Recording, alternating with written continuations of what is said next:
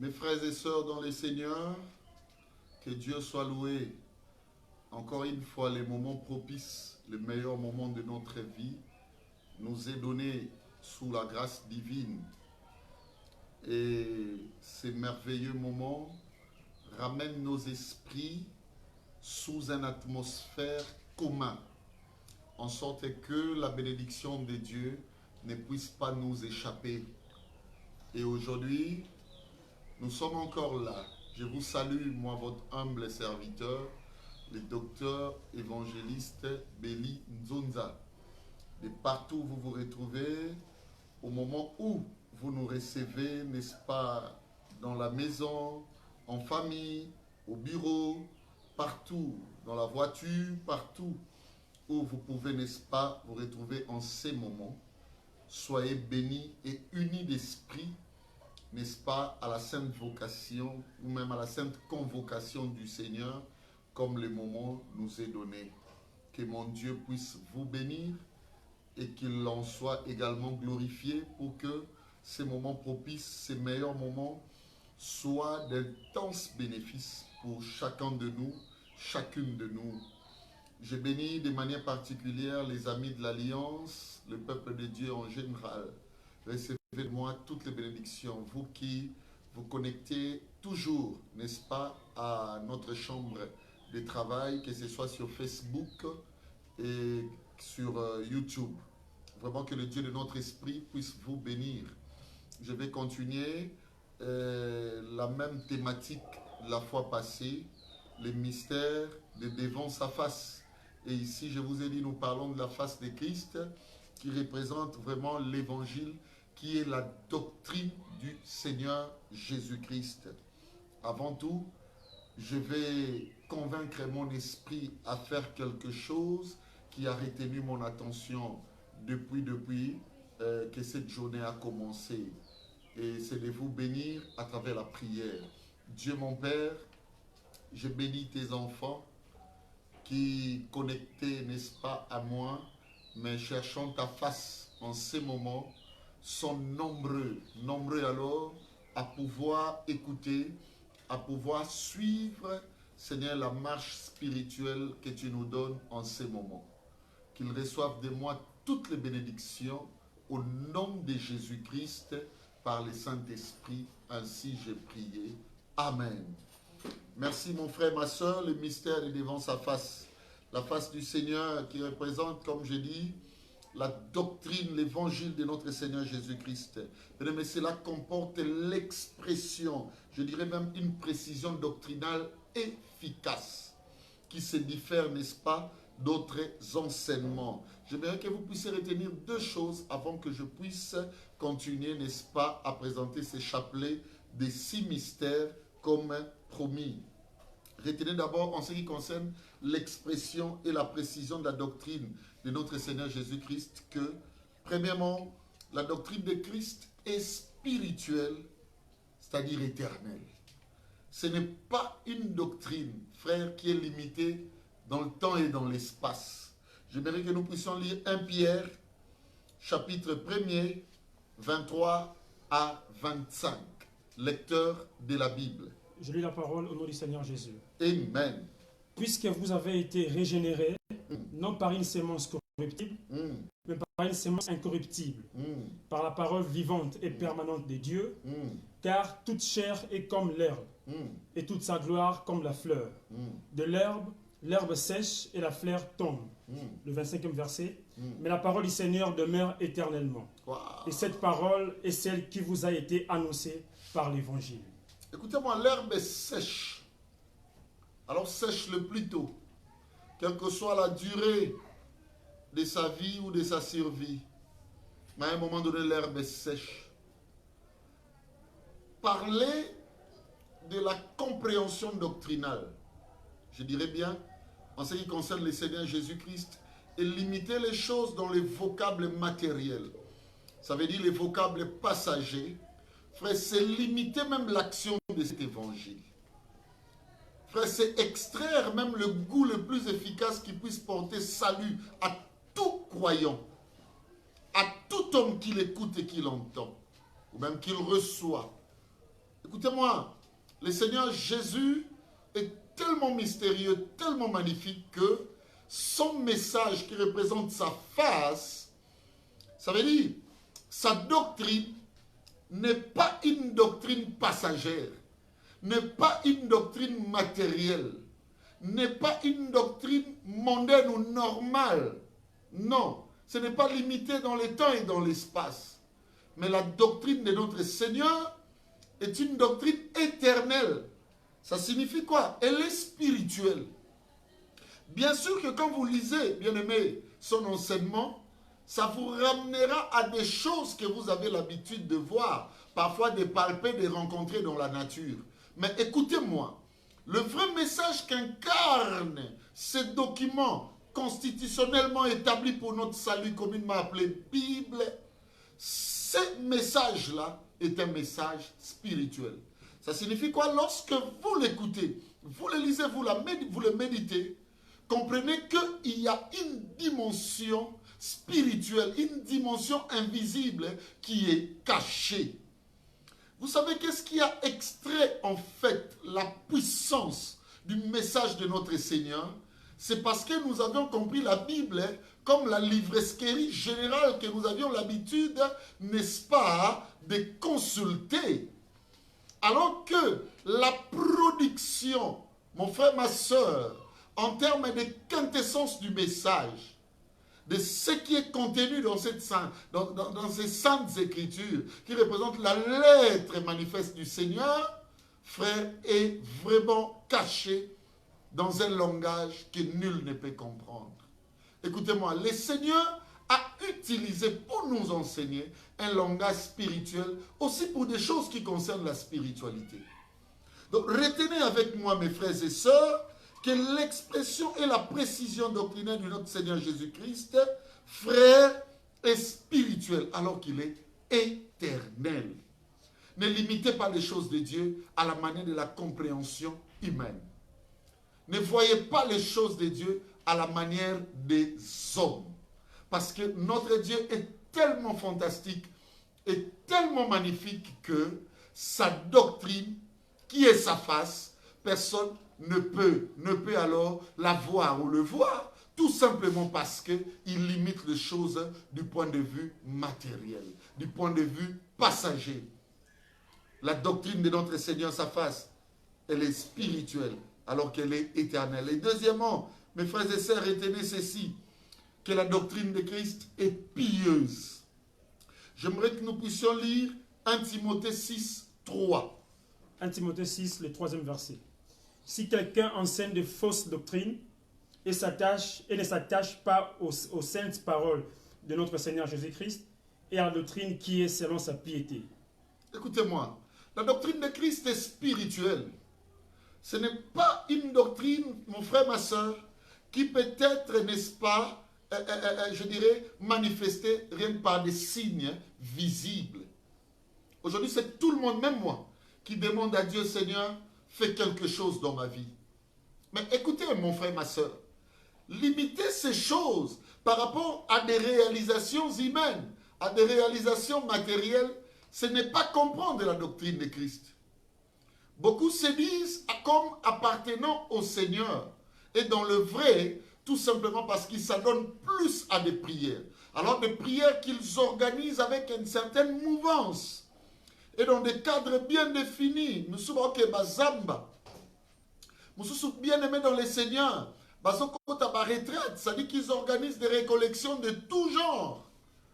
Et limiter les choses de Dieu dans ce sens. Tout simplement parce que nous sommes affiliés dans des églises dites locales. Et là, chacune de nous est en train de rendre un service bien spécifique à Dieu. D'autres sont intercesseurs. D'autres sont protocolaires. D'autres sont des gagneurs d'âmes, évangélistes, n'importe quel ministère. Mais écoutez-moi, au-delà de tout cela, vous devez retenir une chose qui est appartenant à sa doctrine, c'est-à-dire, dit qu'on a réellement vu sa face, on doit trouver de la piété en nous. La Bible reconnaît du moins l'efficacité des exercices corporels comme utiles, mais à alors à très peu par rapport à la grandeur et à la dimension de la spiritualité qu'incarne l'évangile du Seigneur Jésus-Christ, qui est sa face, sa doctrine. Mais on dit ceci, c'est la piété qui représente le tout. Dieu aujourd'hui a besoin des hommes et des femmes qui ne recevront pas, mon frère, ma soeur, seulement les témoignages des hommes. Mais Dieu a besoin que lui-même qui se voit, bien aimé, même les profondeurs du cachet, les profondeurs de chaque cœur, qu'il puisse nous témoigner lui-même. Et lorsque, au-delà des hommes, nous recevons les témoignages, l'agrément du Seigneur, frère, c'est alors que nous pouvons dire l'un à l'autre que nous sommes réellement des hommes et des femmes pieux. Frère, la piété, c'est ça. C'est ça ce qui est favorable à la saine doctrine. La piété, c'est ça, mon frère, ma soeur, qui est favorable à la face du Seigneur Jésus-Christ. Qui a réellement rencontré la face du Seigneur? Qui a réellement rencontré, n'est-ce pas, la face spirituelle de notre Dieu? C'est celui ou celle qui est pillé ou pilleuse. Mon frère, ma soeur, retenons cela. Je reviens à ce que je vous ai dit la fois passée. Ça dit quoi?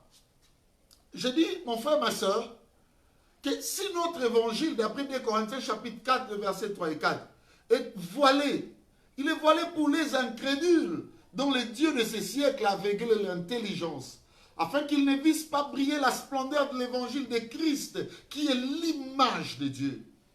Dieu nous a créés par son image, selon sa ressemblance. Et cette image-là, ce n'est pas le visage naturel, ce n'est pas la morphologie corporelle, mais c'est lorsque nous entrons, bien-aimés, dans les dimensions de comprendre, de connaître sa divinité, à la manière de sa vraie vérité.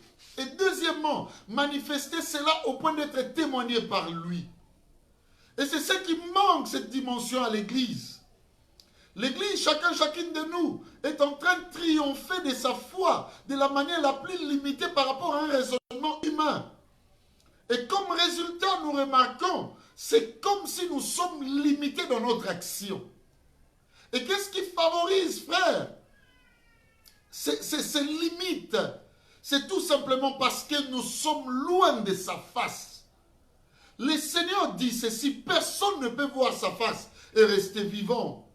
Pourquoi sommes-nous vivants dans nos actions par rapport à d'autres vieils hommes? Pourquoi jusqu'aujourd'hui, il y a quelques histoires quelques trucs, je dirais même, quelques domaines comportementaux ou même comportementaux qui se font voir jusqu'aujourd'hui dans notre vie. Au point que cela défavorise notre engagement vis-à-vis de plusieurs.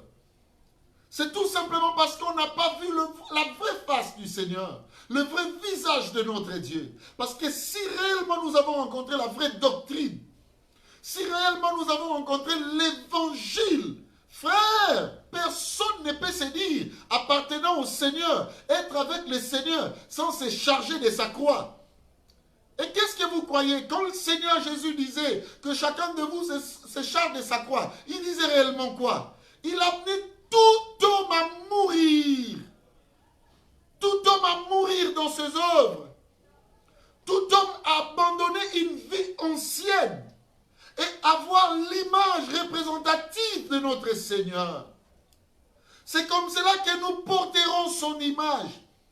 Nous allons nous raccommoder, nous lier, nous rendre utiles, frères, comme lui appartenant réellement. Et cette dimension, mon frère, ma soeur, est étrangère dans la vie de plusieurs. Regarde bien, nous servons à la manière d'autrefois. Qu'est-ce qui a changé dans la vie de plusieurs?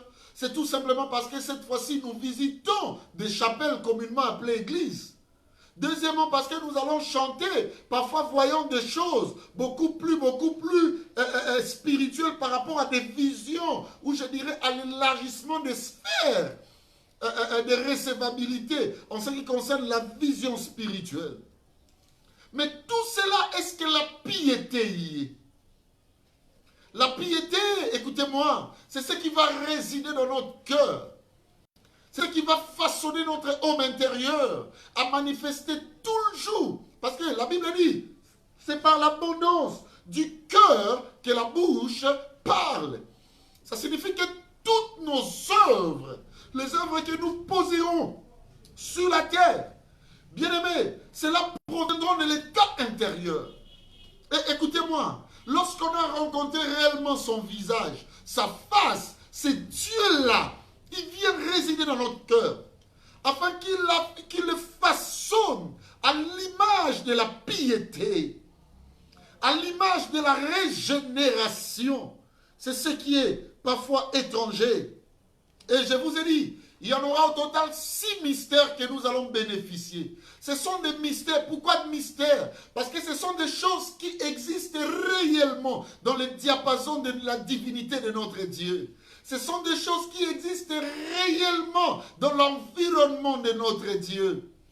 Mais seulement les hommes que nous sommes, parfois, cela ne se manifeste pas dans notre vie. Et lorsque nous voyons sa face, nous l'avions réellement rencontré. C'est Dieu qui met ces choses au profit de notre vie. Et cela devient notre rendement habituel. Et cela devient une progression par rapport à l'animation régulière de notre vie. Alors qu'est-ce qui est merveilleux? Comme de bénéficier d'un premier mystère qui se caractérise, comme je l'ai dit la fois passée, par les enseignements que dispense le Seigneur Jésus lui-même dans notre vie. Ça veut dire qu'il se place dans notre vie comme un enseignant idéal, alors principal. Est-ce que tu remarques réellement que l'enseignement du Seigneur occupe ton cœur aujourd'hui? Cela n'a pas besoin que tu passes par des institutions, je dirais estudiantines ou scolaires. Non, au-delà de tout ça, le Seigneur, lorsque tu rencontres son vrai visage, bien aimé, il place, il impose un enseignant. Cet enseignant t'ouvrira toujours le brèche de fondements qui concernent la spiritualité véritable de notre Seigneur. Est-ce que sens-tu tout le jour le goût là de commencer à élargir l'espace de ta connaissance? Parce que lorsque l'enseignant entre dans ton cœur, lorsque tu rencontres réellement son visage, et que le Seigneur Jésus commence son action dans ta vie, c'est qu'il va ouvrir. Écoutez ce qu'il va dire à ses disciples. Il dit, enseignez-leur à obéir à tout ce que je vous ai prescrit. C'est alors que je serai avec vous tous les jours jusqu'à la fin du monde. Ça signifie quoi? Notre Seigneur nous donne un enseignant. Notre Seigneur nous enseigne. Il nous révèle si les mystères cachés de la Bible. La Bible dit même lorsque le Saint-Esprit viendra, il vous enseignera sur moi. Alors que tous les rouleaux du livre, il est question de Jésus. Il est question du Fils. Si autrefois, il nous a parlé par des prophètes, en multipliant des visions, des signes, en ces derniers temps, il ne nous parle que par les Fils qu'il a établi héritier de toutes choses. Est-ce que remarques-tu la voix du Fils? Bien-aimé, quand est-ce que tu diras que réellement j'ai rencontré l'enseignement du Seigneur? C'est lorsque tout ce que tu as connu de la Bible, bien-aimé, en ce moment-là, tu sentiras et tu verras et tu entendras cette fois-là le son ou la voix du Fils. Christ, c'est lui la révélation des Écritures. Nous enseigner, veut dire qu'il va nous révéler sur des choses cachées que nous n'avions jamais compris depuis toujours.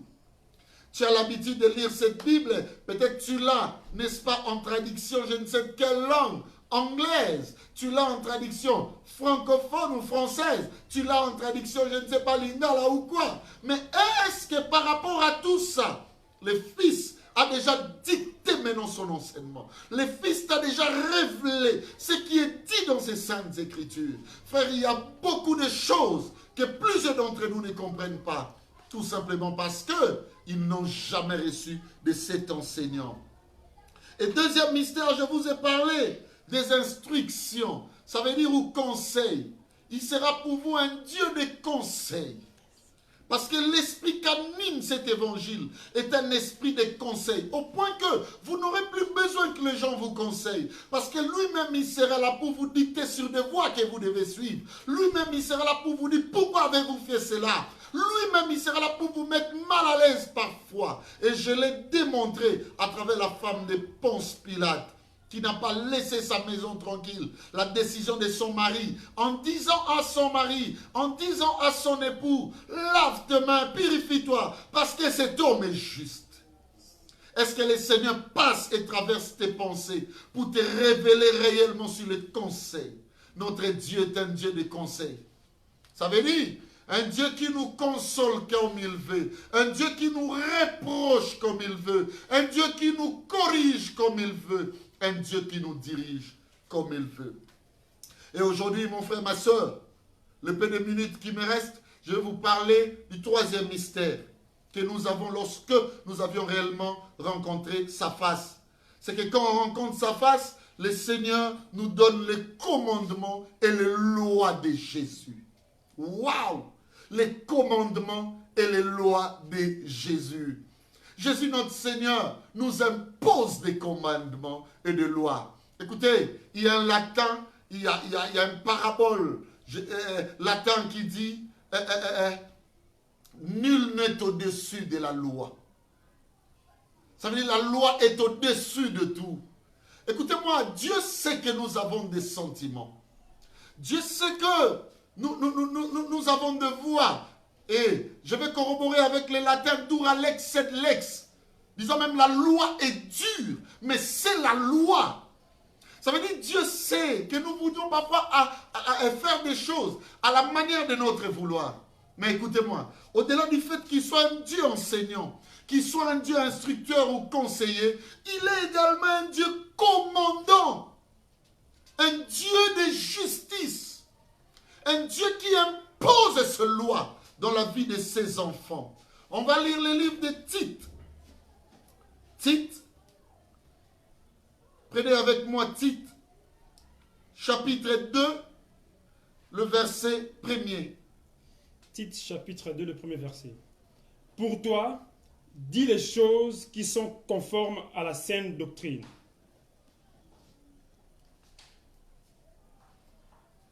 Pour toi, dis les choses qui sont conformes à la saine doctrine. Vas-y. Dis que les vieillards doivent être sobres. Tu peux même te limiter là. Voilà comment il est en train de dicter. Pour toi, tu dois dire des choses qui sont conformes à la saine doctrine. Ça veut dire Dieu est en train de te dire quoi? Toi, tu ne peux pas t'échapper de mes lois. Ici, la saine doctrine représente la loi ou même la loi de Dieu. Ou même un document contenant de lois que Dieu donne. Des commandements. Dieu parfois s'impose dans nos vies. Et il y en a deux types de lois. Deux types, voulais-je dire, de lois que Dieu donne à ses enfants lorsqu'on a réellement vu sa face. Lorsqu'on est réellement en face de lui. Premièrement, c'est la loi écrite. Et la loi écrite qu'on appelle parole de Dieu, Bible, lettre ou écriture, ne se limite que par deux commandements. Et des deux, le Seigneur n'en a fait qu'un. Des deux, ça veut dire aimer Dieu. Et deuxièmement, aimer le prochain. Et de un, ça veut dire amour ou charité. C'est ce que nous devons manifester rien qu'aux autres. Parce que combien dirons-nous, comme dit la Bible, que nous aimons Dieu si nous n'aimons pas le prochain ou les autres? Ça veut dire, écoutez-moi, Dieu nous impose un commandement. Et c'est ça les commandements écrits, ou la loi écrite. C'est la loi de l'amour. Lorsqu'on a réellement rencontré sa face, frère, c'est l'amour qui se manifeste dans notre vie. C'est l'amour qui devient notre cheval de bataille. On ne va pas outre que l'amour. J'ai horreur aujourd'hui de voir une vie chrétienne qui est imposée loin de l'amour, bâtie hors la loi de l'amour. Notre Dieu est un Dieu d'amour. La Bible dit Dieu est amour. Mon frère, ma soeur, quiconque sert le Seigneur, suivant, n'est-ce pas, les règles de manifestation, je dirais charismatique ou spirituelle, et croyant que le Seigneur ne l'utilise que à cause de cela, oubliant ou mettant à l'écart la loi de l'amour pour tous, c'est que la personne n'a pas rencontré la face de Dieu. Frère, rencontrer la face de Dieu, c'est de vivre avec amour. Je prie au nom de Jésus-Christ que le Dieu de mon esprit t'amène, toi qui me suis en ce moment, à comprendre qu'est-ce que représente l'amour dans la foi chrétienne. Yes. Parce que sans amour, c'est qu'on a rencontré une autre divinité qui s'éloigne et s'écarte de la vraie qui est notre Dieu, le Seigneur Jésus-Christ. Frère, je demande à toi qui me suis, écoutez-moi, l'amour, c'est le plus grand charisme. La Bible dit, même si tu atteins la dimension de déplacer le montagne, même prophétiser plus que tous les hommes, parce que même ma Bible reconnaît que les prophéties prendront fin. Mais s'il y a un grand charisme qui va demeurer, bien aimé, c'est la charité. La Bible dit, il y en a trois choses. L'espérance, la foi et la charité. Mais de toutes ces choses, la plus grande, c'est la charité. Donc pour Dieu, l'amour dépasse la foi, même si le juste vit par la foi. L'amour dépasse l'espérance, l'espoir que nous avons, même de reconnaître le Seigneur Jésus-Christ comme étant notre Seigneur. Quoique nous ne l'ayons point vu, mais nous croyons à ce qu'on nous a dit, à ce que nous ressentons. Mais mon frère, ma soeur, pour Dieu, ce qui dépasse dans tout ça, c'est l'amour. Donc celui qui manifeste la charité pour le Seigneur est plus grand que le grand prophète du monde. Celui qui manifeste la charité est plus grand que toute autre chose. Tu peux pendant ton temps de méditation, bien aimé, prendre plus de profondeur en ce qui concerne l'amour à travers les textes de 1 Corinthiens chapitre 13. Tu vas les lire, mon frère, ma soeur, et tu comprendras beaucoup de choses concernant l'amour. À part que le Seigneur nous donne la loi écrite, ça veut dire les commandements écrits qui est représenté par la Bible contenant le message de l'amour, Dieu nous donne également le commandement spécifique. Ça veut dire les commandements individuels ou particuliers. Dieu donne une loi particulière à tout un chacun. Écoutez-moi, le Seigneur ne va pas t'écouter. Rien qu'en ce qui concerne ce qui est écrit dans la Bible, mais le Seigneur te comptera exactement et, bien aimé, obligatoirement avec la loi qu'il t'a donnée par rapport à ton régime. Chacun de nous, toi qui me regardes, bien aimé, tu as des choses, lorsque tu le fais, tu vas remarquer que cela ne représente nullement un péché, mais le Seigneur est là pour s'insurger contre toi. Ça signifie quoi? Dieu, lorsque tu as rencontré sa face, il donne à chacun de nous un régime assez personnel. Quiconque se dérègle de ce régime, frère, a un problème avec le Seigneur. Peut-être c'est ce qui se passe avec toi, mon frère, ma soeur. Écoutez-moi, quand on a rencontré sa face, il te donnera une loi spécifique. Il te donnera une loi mise en écart qui ne concernera que toi et lui. Et ça, c'est la dimension de son alliance avec nous. Je vais te poser une question. Qu'est-ce que le Seigneur t'a dit? La loi concernant les rasoirs ne passera pas sur sa tête. Aucun de tes cheveux. Ce n'est pas une loi générale pour tout le monde. Cela ne concernait que Samson. Les autres peuvent, même s'ils sont appelés par le Seigneur, peuvent passer, n'est-ce pas, le rasoir sur la tête. Ça ne fait rien. Mais cela ne concernait que Samson. À Élisabeth, il a été interdit toute boisson enivrante, au point que le Seigneur a décrit un bon nombre d'éléments à pouvoir observer. C'est ça la puissance de notre Dieu. Bien-aimé, je te conjure à comprendre ceci. Au devant de sa face, le Seigneur impose deux lois, retiens ça. Premièrement, c'est la loi pour tout le monde. La loi de messieurs tout chrétiens, de madame tout chrétienne. C'est la loi de la Bible. Qu'est-ce que Dieu dit dans la Bible? Observe toutes les lois, tous les commandements. Et cela ne se résume que par l'amour. Mais deuxièmement, le Seigneur te donnera un régime personnel. Ça, c'est spécialement pour toi. Tu dois l'observer. Que chacun de nous essaie de prier cette nuit. Dire à Dieu, Seigneur, révèle-moi mes lois personnelles. Révèle-moi les commandements qui me concernent moi. Parce que le secret de ta grandeur repose dans l'observation de ces deux vertus. Lorsque tu auras observé les lois générales et les lois spécifiques, c'est comme ça que tu vas remarquer le Seigneur descendre et te bénir. À vous qui m'avez suivi pendant cette trentaine de minutes, je prie au nom de Jésus-Christ que le Dieu de mon esprit puisse vous bénir. Je prie au nom de Jésus-Christ que le Dieu de mon esprit puisse réellement vous amener au devant de sa face, au point que cela se fasse justifier par l'observation des deux dimensions de loi. Je parlais de la loi générale qui concerne la Bible et deuxièmement, la loi spécifique qui concerne, n'est-ce pas, ton régime personnel. Observe ces deux dimensions et mon Dieu, le Seigneur Jésus-Christ, ne manquera pas de te bénir. Sois béni au nom de Jésus-Christ. Frère, pour clôturer, je rappelle encore, notre numéro d'appel, c'est le 080 88 11 043. À tout moment que vous nous joindrez sur ce numéro, bien-aimés, rassurez-vous que la grâce distributive sera toujours au rendez-vous, n'est-ce pas, de votre appel, de votre contact communicationnel. Que le Dieu de notre esprit puisse vous bénir. Le Dieu d'Amial, le Dieu des Amis de l'Alliance internationale, le Dieu du docteur évangéliste Belinzonza puisse vous bénir. Frère, écoutez-moi, ce numéro de téléphone vous aidera non seulement à nous être utiles, n'est-ce pas, en ce qui concerne les requêtes de prière et tout ce que vous savez, même en termes moraux. Bien aimés, nous sommes également là pour recevoir de vous toute contribution meilleure, pouvant, n'est-ce pas, amener l'œuvre de Dieu à son épanouissement. Que Dieu vous bénisse.